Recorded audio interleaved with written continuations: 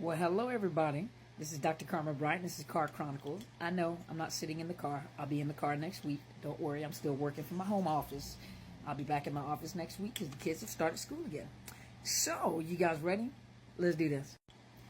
Okay, many people ask about thought fuel. Have you ever heard of the saying that, I'm not going to say the narcissist, but I'm going to put the narcissist into the saying, but a narcissist will cut off their nose despite their face? A narcissist gets high off of thinking what they're doing to you. That's how grandiose, that's how arrogant and that they are. They're assuming that anything that they do or anything or how they do or what they do or how I can do something is going to affect you.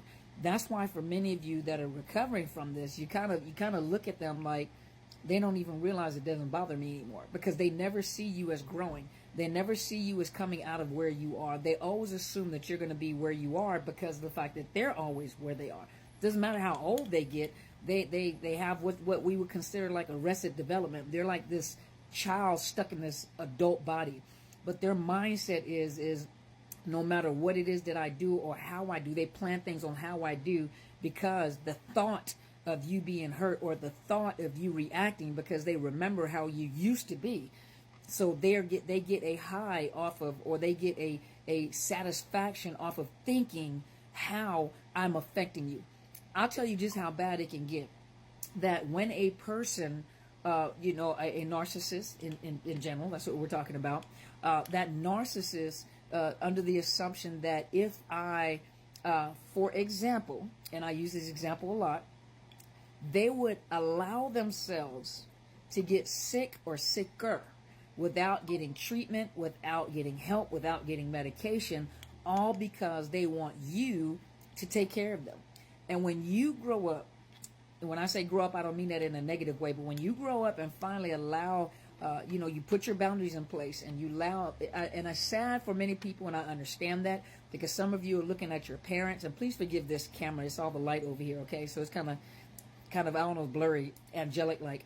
But for some of you who have parents and you're doing the best that you can, what can I make them do to take their medication? What can I do to make them go to the doctors and get help? This is a simple situation where all they have to do is go and get help. But think about it. You're paying a lot of attention to them, right? And no matter how much you beg them, and you have to be careful not to have the regret, because there are consequences to their action. There are consequences to their thought process when they don't do anything. But they're so adamant about the fact that I'll make you pay attention to me that they allow themselves to get sick, or they allow themselves to get worse than what they really are, because they want you, to fret over them. They want you to keep, but think about it, they're getting negative or positive attention. And so you're trying to make them go do something. I don't understand. You're fussing I don't understand, but you're giving them the attention that they want. When you finally decide, I'm going to set up my boundaries and whatever you decide to do is up to you, a lot of you can't handle the fact that there are consequences to their decisions. And some of those consequences to those decisions is a decline in health, or even being unalived. And I don't mean by their own hands, but being unalived by whatever disease, disorder, or whatever is going on in their body. And some of you can't handle that. You don't want to see that happen. And they know this. And so they'll continue. And you can see them getting worse. You can see them going blind because of glaucoma. You can see them, failing in their health. You can see, and some of them have cancer. And some cancers are treatable. And you know that if you get in there and you get treated, some breast cancers, if detected early, can be treated. A lot of you are survivors. But they won't do it because of the fact that they want your attention. They're so adamant about getting your attention, about getting your time, about having control of your time, that they're willing to decline in their health. Even to a point, believe it or not, that there are some that already think in their mind, if I were to unalive myself, commit the deed and unalive myself, I know how you're going to react. It's going to hurt you. It's going to hurt the kids. It's going to hurt my family. And in their mind, they're getting the attention that they want, not realizing, and for some of you who believe in life after death, like I do, I believe in heaven and hell. And, I don't know what you guys believe in, but, you're unaliving yourself because you want the the deepest effect possible, the greatest impact in people's lives. You know that people are going to come to the funeral. You know that your children are going to be hurting. You know that the person that still cares about you, even if they don't want anything to do with you, is going to be deeply hurt. Or if they're still with you, is going to be so deeply wounded. And it's almost like they're obsessed with that idea. And so in their minds, and I know some of you thinking that is crazy. It's an abnormal diagnosis.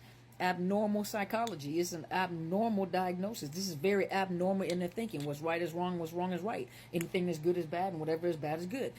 So they don't think the same way that you do. And to you, you're thinking to yourself, this is absolutely crazy. Absolutely. The whole thinking process is warped.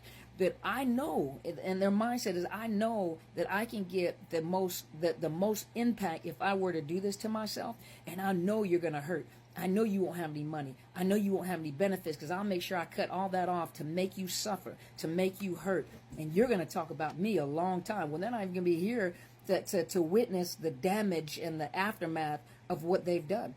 And with time, counseling, therapy and grief counseling, bereavement counseling, there comes a time where people go through that grief and loss, and they finally come into, they stop denying, and they come into an understanding and acceptance that this is what has happened, this is how they were, and people move on and live.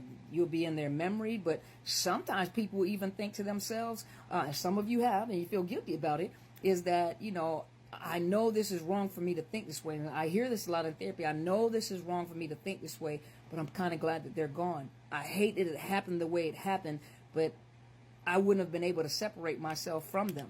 And I'm not saying this is going to happen. You guys don't think that way, because you have to make decisions to get out of those situations. But they have this thought fuel. It fuels them. It gives them, and you're thinking, but this is crazy thinking. Absolutely. Because it's disordered thinking. They have disordered thinking, disordered behaviors. That's why they have troubles connecting with people. They have problems at work. They have social issues. It's disordered thinking. They are disordered in their thinking. The way that they think is not normal. To think that if I unalive myself, I can cause maximum damage and pain within my family is absurd. Because there's an afterlife. For those of you who don't believe in that, that's fine. But where are you going afterward? Because you're not going to witness the aftermath or the after effect. And after a while, when people go and get help, they heal. But their mindset is always, even if they're still alive, their mindset is always, I know how you're going to react. That's why a lot of them will post things, will say things, especially if you have the kids by them, they send little messages, right? Because they always assume you're going to care. And there comes a time where you begin to heal and you don't care anymore. That's where you want to get. Remember, I always say they can lick a window and it won't bother you. Let me explain that analogy again. They do everything to get your attention. Lick windows, and guess what you do? You give them a reaction. Ew, you're so nasty. And oh my God. Because you give them a reaction. And that's what they're looking for.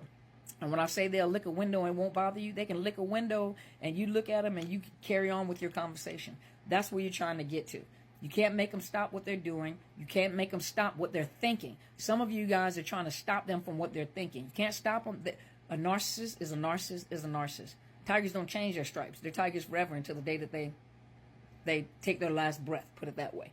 So you can't change a narcissist. So stop trying to make them change what they're doing, change how they're acting, change how they're thinking. You can't. You have to change the way that you think. You have to, and you'll never get closure from a narcissist. You have to get your own closure. You have to get your own closure.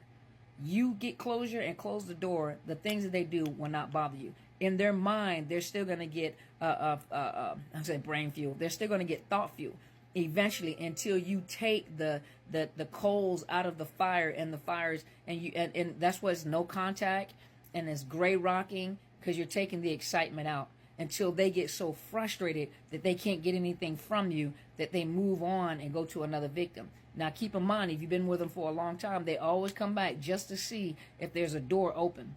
But that's how powerful thought fuel is to them, that they think of something that is not real, unrealistic, makes no sense, and they get fuel off of just thinking that you're reacting a certain way, and you could care less. Have a good day.